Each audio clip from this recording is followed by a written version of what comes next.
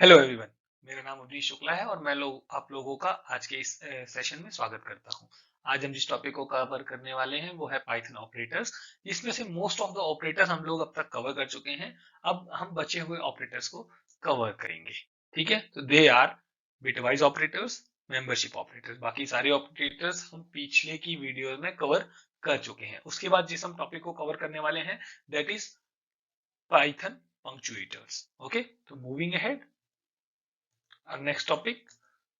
So today's our topic is bitwise operators. Bitwise operators are used to compare binary numbers. Okay, तो ये binary numbers को compare करने के लिए use किया जाता है।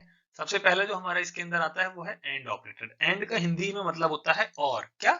और। तो ये उसी हिसाब से वर्क करता है। आइए दिखाते हैं कैसे वर्क करेगा। तो ये मैंने किया ए और बी। मैंने दो इनपुट्स ले लिए, ठीक है, या दो वेरिएबल्स ले लीजिए, आपको जो कहना है उसको कह लीजिए। ठीक है, ए एंड बी। ठीक, ये उसके लिए लाइन डाल दी मैंने। मूविंग अहेड, इनके जो भी पॉसिबल इनपुट्स होते हैं तो हमेशा 2⁻n में होते हैं। तो अगर दो वेरिएबल हैं तो 2 का स्क्वायर, n हमारा पे वेरिएबल नंबर ऑफ वेरिएबल्स होता है, तो 2 का स्क्वायर हो जाएगा दो वेरिएबल होने की वजह से। तो इसके जो इनपुट्स हो रहे हैं वो हो रहे हैं 0 0 1 1 और 0 1 0 1। ये इसके सारे पॉसिबल इनपुट्स हैं। ठीक है, इसको थोड़ा सा बड़ा कर रहा हूं मैं। ये भी हो गया। चलो शुरू करते हैं। तो 0 0, तो ये जब दोनों ही 0 होते हैं तो क्या कहता है, 0 रहेगा। ठीक है, sets each bit to 1 if both are 1। तो अगर दोनों 1 होंगी तभी 1 होगा। तो इसमें एक 1 है एक 0 है तो अगेन 0, फिर एक 1 है एक 0 है तो अगेन 0, दोनों 1 है तो यहाँ पे 1।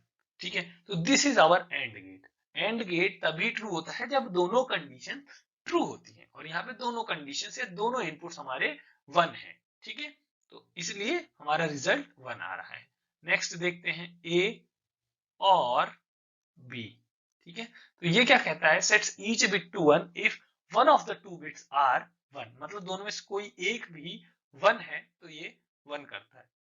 तो देखिए, एक ए और बी को देखेंगे तो ए और बी दोनों ही 0 है तो ये 0 रहेगा। ए और बी को अगेन देखेंगे तो 0 और 1 है, तो एक 1 है ना तो 1 हो जाएगा। 1 और 0, एक 1 है तो ये भी 1 हो जाएगा, और दोनों ए 1 है तो ये भी 1 हो जाएगा। ठीक है, तो ध्यान से देखिएगा तो वहां पे 3 बार 0 आ रहा था और यहाँ पे 3 बार 1 आ रहा है। तो ये दोनों एक दूसरे के ऑपोजिट होते हैं। ठीक, वो क्या कहता है, जब तक दोनों कंडीशंस ट्रू नहीं होंगी, ये कहता है दोनों में से कोई एक भी ट्रू है तो मेरा रिजल्ट ट्रू आएगा। ठीक है, चलिए moving ahead. Next is XOR gate, A XOR B. देखते हैं क्या आएगा। जोर कहता है sets each bit to 1 if only one of the two bits is 1। मतलब दोनों में से कोई भी एक अगर 1 होगा तो मैं रिजल्ट में क्या दूंगा, 1। ठीक, तो ए और बी दोनों 0 है तो रिजल्ट 0। ठीक, ये देखिए ये 0। नेक्स्ट,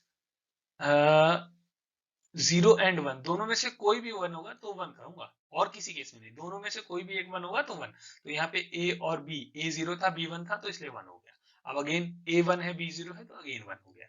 इस बार दोनों 1 है तो इस बार 0 आएगा। ठीक है, ये देखने वाली बात थी। ये कहता है sets each bit to 1 if only one of the two bits is 1। ठीक, लास्ट जो हमारा है वो है नॉट गेट। तो नॉट गेट किसी भी एक वेरिएबल से मैं आपको दिखा सकता हूँ। मैं सिर्फ ए का ही नॉट आपको दिखा रहा हूँ। ठीक, तो जो नॉट होता है वो क्या कहता है, it inverts all the bits. क्या करता है, इन्वर्ट कर देता है। मतलब अगर 0 है तो 1 कर देगा, 1 है तो 0 कर देगा। तो चलिए, ये मेरा 0 था ए, तो ये हो जाएगा 1।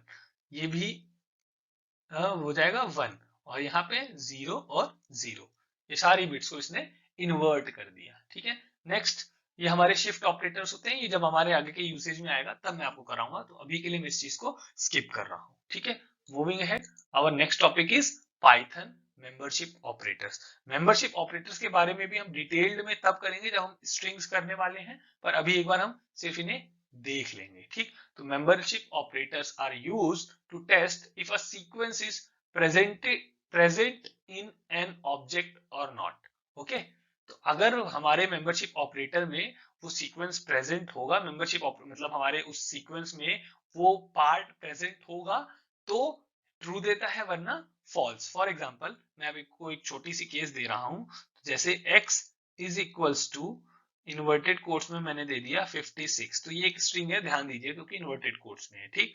और y is equals to 5।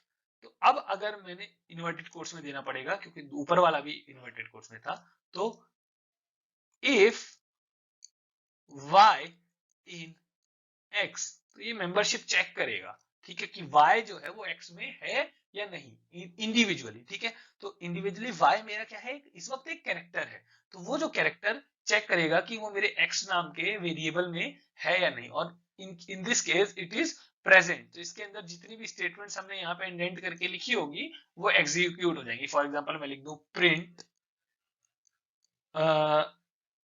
Print कर देते हैं x को, तो x प्रिंट हो जाएगा, और अगर कुछ एल्स का केस होगा तो यहाँ आगे बढ़ जाएगा, ठीक है। तो ये इन ऑपरेटर था सिमिलरली, ठीक। और इसी का एग्जैक्ट ऑपोजिट होता है नॉट इन ऑपरेटर, मतलब वो चेक करता है कि वो नहीं है, अगर ये जैसे अगर होने पे उस चीज को एग्जीक्यूट करेगा तो वो ना होने पे उस चीज को एग्जीक्यूट करेगा, ठीक है। दोनों एक दूसरे के वाइस वर्सा हैं। चलिए, moving ahead, our next topic is punctuations. These are the symbols that used in Python to organize the structures, statements and expressions.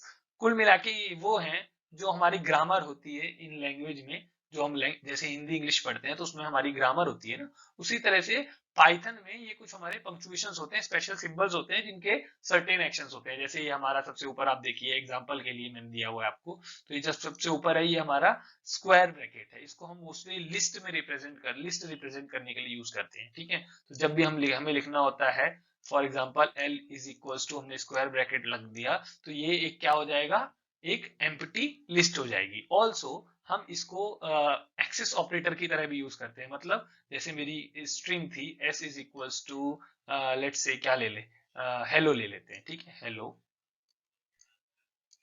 ठीक है।